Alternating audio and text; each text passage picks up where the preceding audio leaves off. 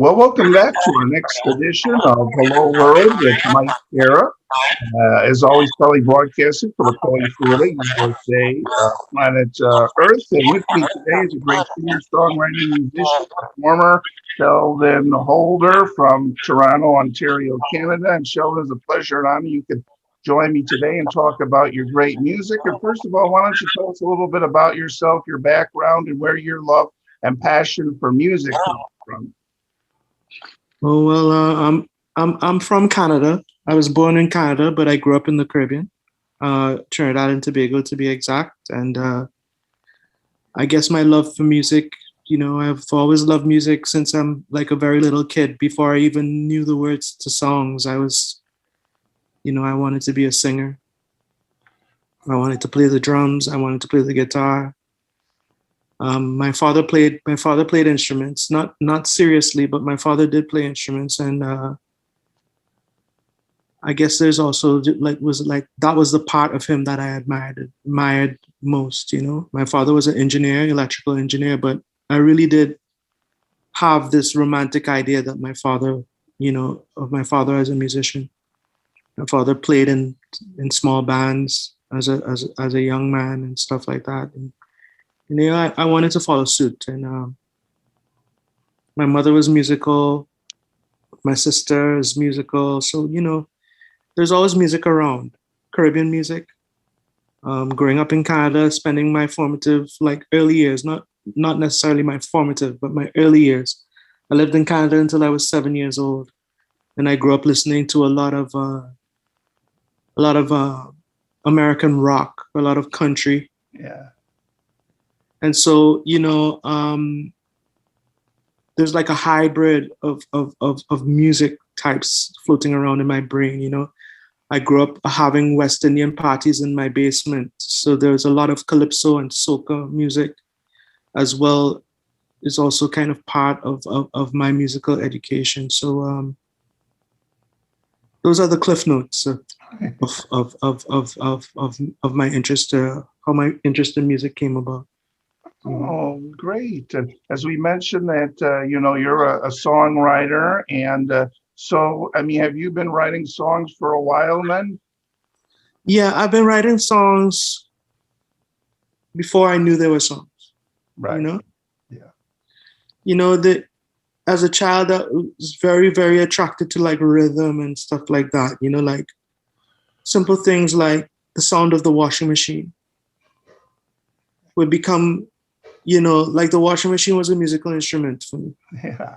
I hug the washing machine and make rhythms, like play a drum beat while the washing machine is washing and hum and make guttural noises and make music. When I became a teenager, I would write songs, but I would think that they were like mushy or not good enough, or but I always attempted to like write poetry and write songs as a high schooler, secondary schooler. And then when I graduated from high school, I was living in the Caribbean and I was unemployed for a long time.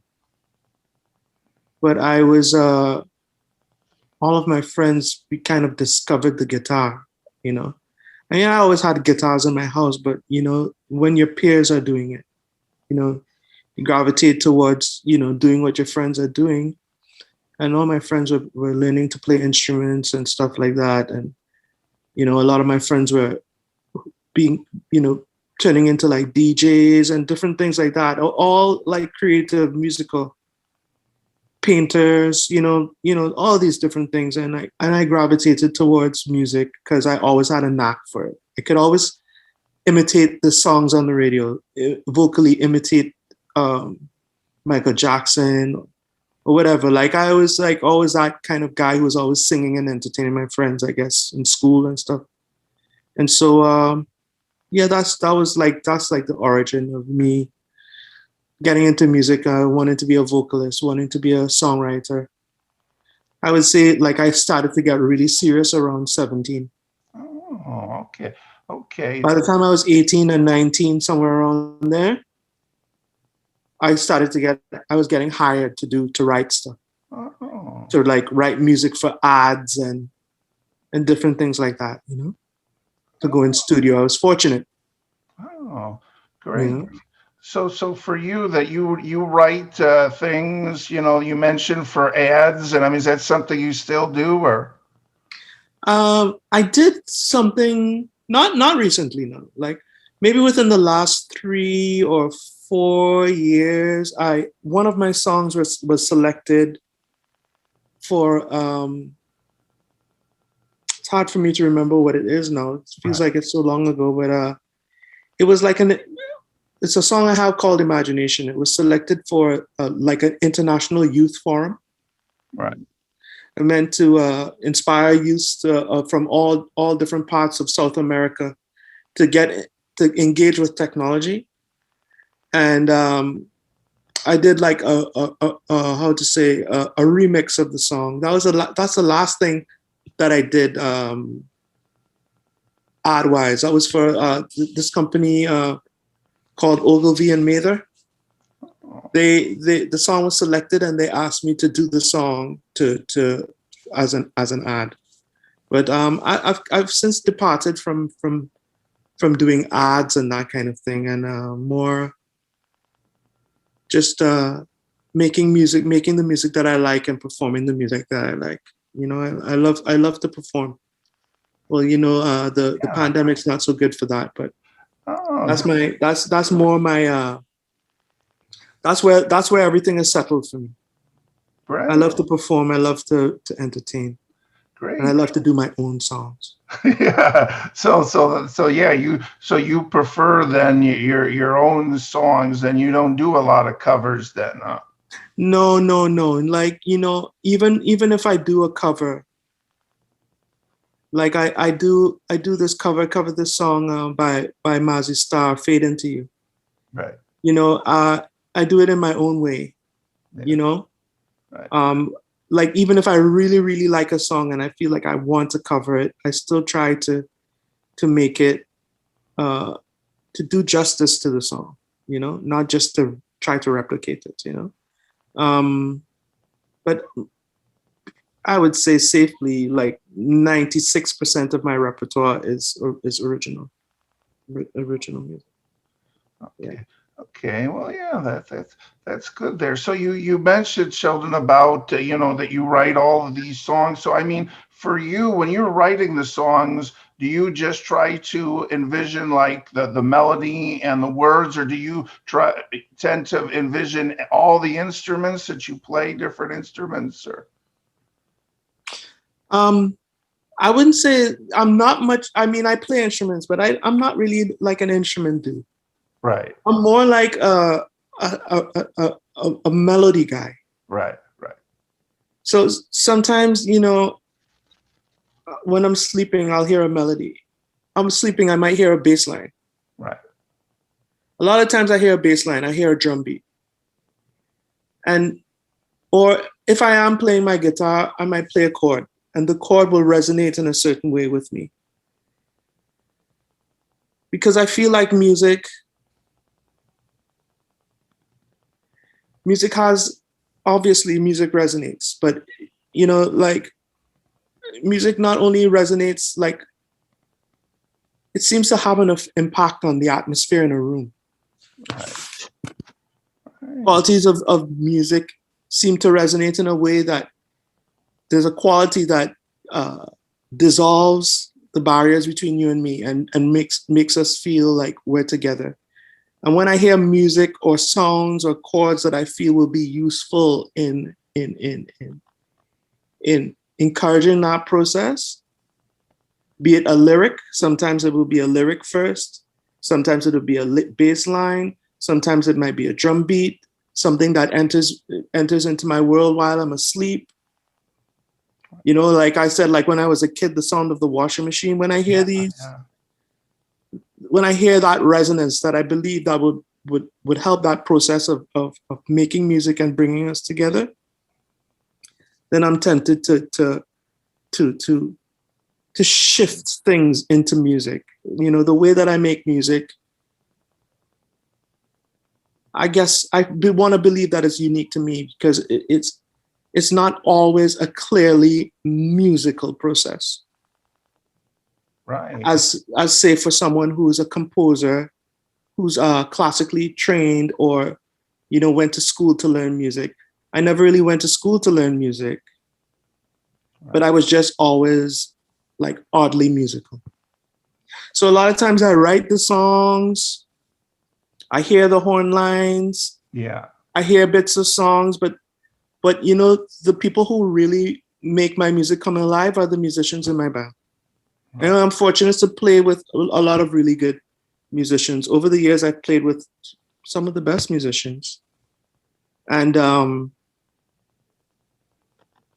I write the songs, yes, I do. I create the foundation of the song, verse, chorus, bridge, that kind of thing.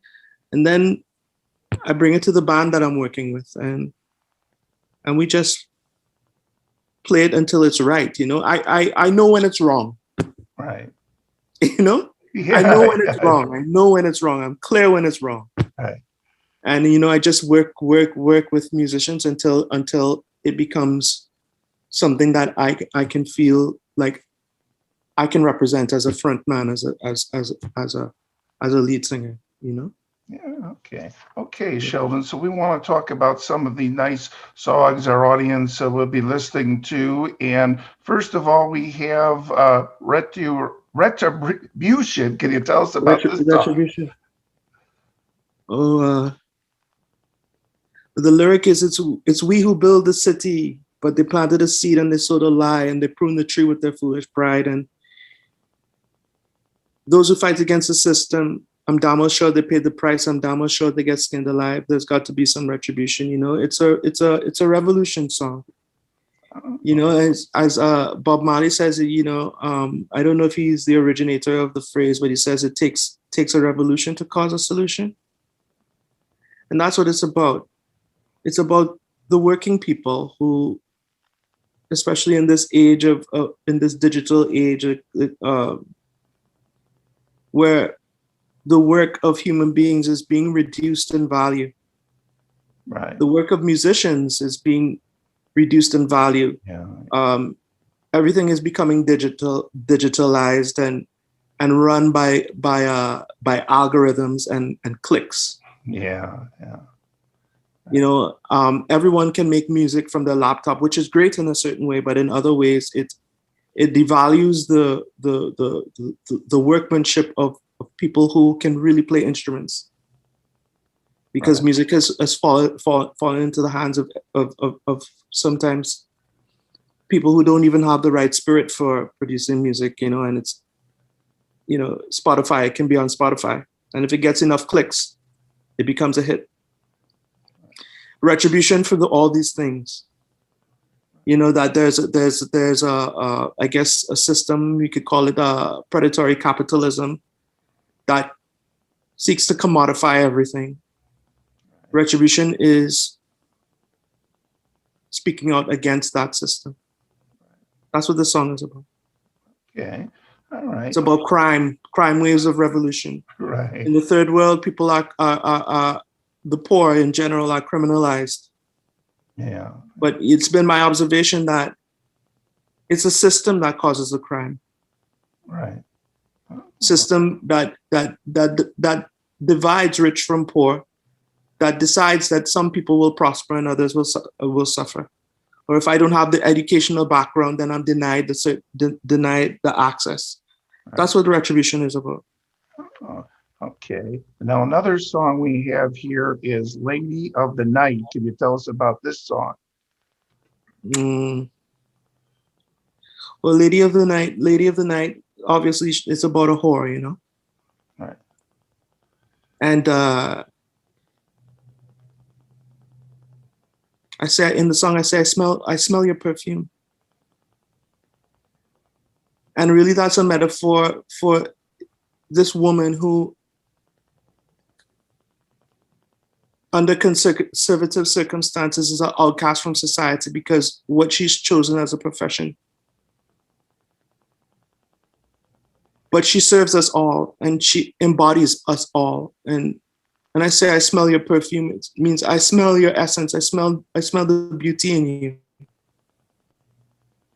And it could have never been right for you to make your money the way that you do.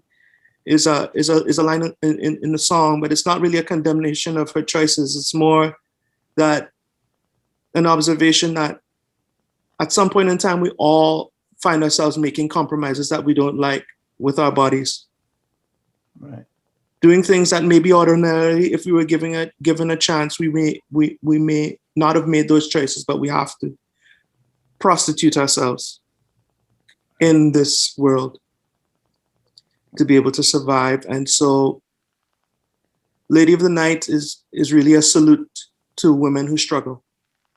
Oh, okay. And another song we have here is Smile. Could you tell us about this one? Oh, well, Smile.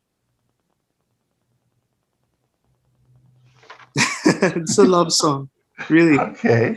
I was gonna say that song is a song about midlife crisis, I guess, but you know, that's a longer story. I leave it at that. Smile is about the women that I've been fortunate to be intimate with, and it's a song about transition and love. When you wake up in the morning and the sun shines through your window, I look at your face and I smile. From the first time you see me, your face explodes with a glow and you smile. So kiss me in the morning, caress me in the afternoon, and quench me in the evening time. So broad and beautiful is your smile. When I'm caught up in the haze of life, I lay amazed in a glaze of light. I'm in awe and I gaze when you smile. When lines blur and there's no right from wrong, I can say, man, woman, be strong. We can face the day with a smile. So smile for me. You know, it's a love song. Oh, okay. So those are three songs there. So, I mean, are these on a particular album you have or coming out or? Yeah, I'm doing a re-release of songs I've written in the past and that are part of my back catalog. Right. And I'm also going to be putting out new songs that I've written as well in a compilation that COVID has interrupted. I was in the studio and I laid down all the instruments, all the tracks. All I had to do was go back in and do my vocals. Right. And launch the project with all the pictures and all the everythings. So I'll keep you posted, Mike, and let you know when we get back on track with the project. It's kind of contingent upon things returning to normal for me to do all the promo and the release and everything. But yeah, it's coming soon. Oh, yeah. Well, we'll look forward to that. So for you, do you have a chance to perform in a lot of different places or? Well, I perform in one place in Toronto right now. Okay. It's a beautiful spot. It's called the Poetry Jazz Club. Oh. And I've been performing there for what would have been probably almost 2 years. Oh. Not exclusively at first, but then it started to feel like a place that I could call home because, the owner, Sean Pascal, he is a Trinidadian. He's from my country. Oh. So we have that connection. And also, I don't know, call it superstitious, but the place has a vibe. And Okay. people from all over the world come to that club because the club has a reputation as being one of the best places in the city for live music. So it's part tourist attraction and part like home base for players and patrons alike. So I've been playing there and really enjoying playing there. But COVID has gotten in the way. Yeah. This is the first time in my life that this has never happened. Like the only time in my life that I have not played live was when I wasn't playing live because I wasn't like a professional musician as yet. Right. But since I've been playing music as a form of employment, as a passion, I've never not played. Oh. Certainly not this long. Oh. Oh. Well, yeah. And I enjoy playing live so much that it's an anticlimax, I feel, for me to do some web performance. Oh, yeah, we're going to ask you about that next. If you do any of those web performances, yeah. No, I have no disrespect to anyone who does it, because it's got to find their course, Right. But for me, it just doesn't do it for me. Oh, I guess I need the physical audience. oh, okay. Maybe I'm spoiled in that way. Yeah. Yeah. So that's interesting. So, I mean, right now, are you performing at that place that you mentioned, or? No, it's not. No way. Toronto is in a complete lockdown. There's no. Oh, There's for the whole this whole the last performance that I did was March the 6th last year. oh, wow. I haven't been in the same place with my band since then. Oh, okay. My band hasn't done a rehearsal, nothing. Oh, all right. Okay. Yeah. Okay, Sheldon. So if you could tell us a little bit now, do you have a website then and social media and all that, or? Well, I'm Sheldon Holder on Facebook. Sheldon Holder Music at gmail.com is my email address. I'm Sheldon Holder TO on Twitter. And in terms of like, I'm Saga Warrior on SAGAWARRIOR on Instagram. Right. But in terms of actually the social media thing, to be honest with you, I've avoided it. Right. Okay. And I know that it's the way of the world. Yeah. But in some ways I've been resistant to making that change. And so that might make me a young dinosaur. Okay. But I feel honestly that the value of music is being cheapened. Yeah. Yeah. All right. In the age of the internet. In this age of access, the access is so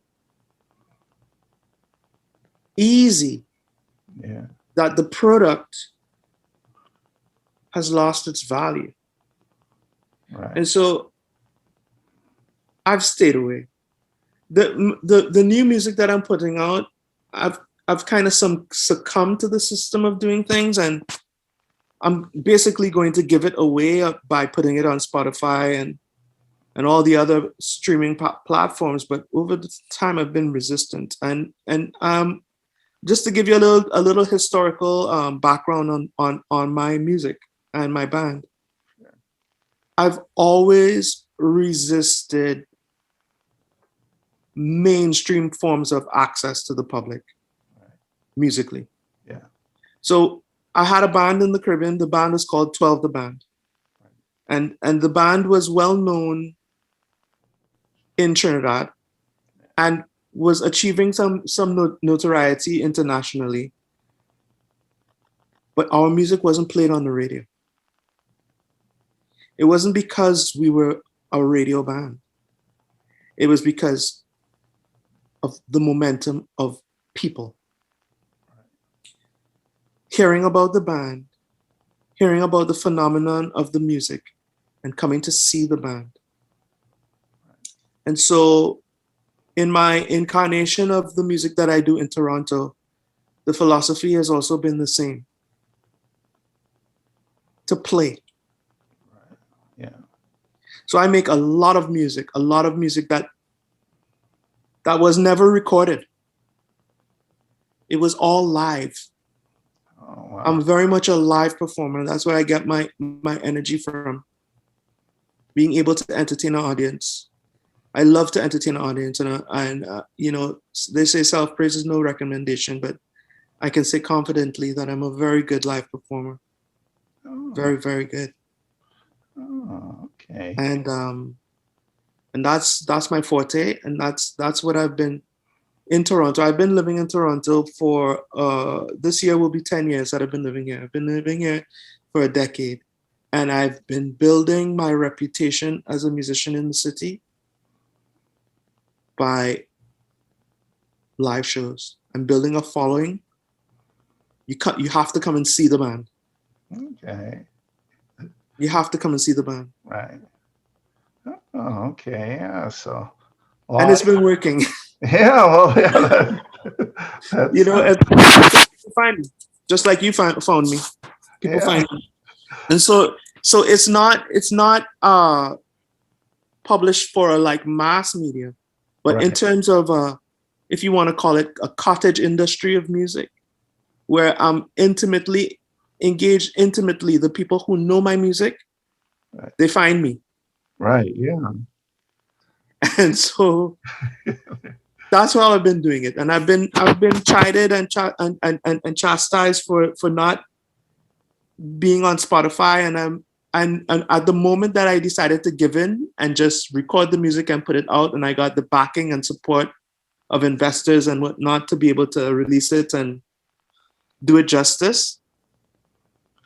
When I had to do the final sessions to do the vocals, that's when COVID hit. Oh, okay.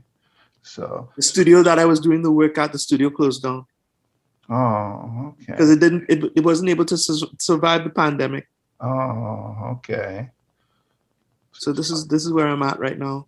Oh, I okay. wish I could tell you, another story, but this is just what it is. It is what it is. Right. Yeah. Yeah. Right. Right there. There. So yeah. So yeah. So you mentioned that. So I mean, the album then has to still be completed further. Then is that it, or you Yeah, it's still just have to get it going there?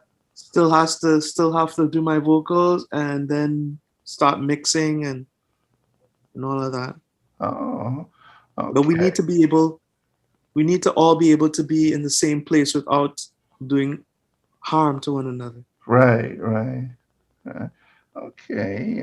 So that. Sheldon, yeah. So we really appreciate your time, and yeah, we'll be looking out for the album. So you have any goals, or you'll just have to see because of the way things are when you could get that out there, huh? Yeah, yeah. It's like nobody planned for this. Right. Yeah. Oh. Okay, there. So you mentioned that if somebody would like now, do you have any physical CDs that yet or not really? Then anything anybody could purchase and help support you, or No, no, not yet. Right. I've been. I'm honestly. I'm just right now. I want to put a new face on a new face and a new form of how to say marketing and right? everything on what I'm doing. And right now I'm just building up, hoping that things get back to normal so that I can put the music out. Oh, okay. So yeah, we will definitely look. When that music does come out, and hopefully people can see you perform live when this venue opens up. Then hopefully soon. Yeah, and I can always come back and you can be a part of the whole thing. You know. Yeah, that would be great. Okay, Sheldon, we really appreciate your time. Any final thoughts or anything else you'd like to mention here? Oh, I just want to say, people of the world, my name is Sheldon Holder, and I'm very happy to be alive in this time, and I'm very appreciative of this opportunity to share a little snippet of my life and my music with you. And Mike, thank you for having me, and stay tuned. You're gonna hear from me in the future. Okay, that's sounds great there. And again, if people want to maybe get a hold of you, or have any more questions, or want to check out any more music or your information, what's the best way to do that? The best way to get me is I'm Saga Warrior on Instagram. That's SAGAWARRIOR Saga Warrior. Or you can get me on Facebook. I'm Sheldon Holder on Facebook. I'm the first Sheldon Holder on Facebook. You can I'm easy to find. I'm Okay. also you can also email me at sheldonholdermusic@gmail.com.